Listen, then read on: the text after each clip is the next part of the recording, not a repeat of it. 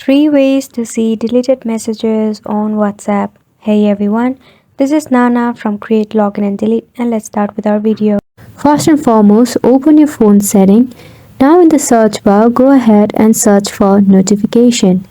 We are going to find notification history here.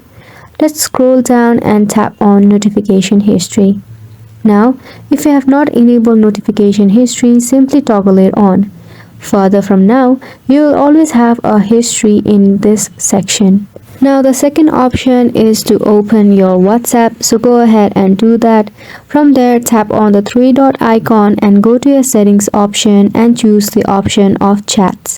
Now, go ahead and tap on Chat Backup and tap on Backup once again. Once it is completed, it will notify you about the file location as well. So on to the third step, what you have to do is you have to open your Play Store or an App Store, and there you have to search for WhatsApp history.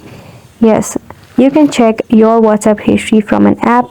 However, we don't suggest you this because it might cause some of the privacy issue. And those were the 3 ways to recover your deleted messages on WhatsApp.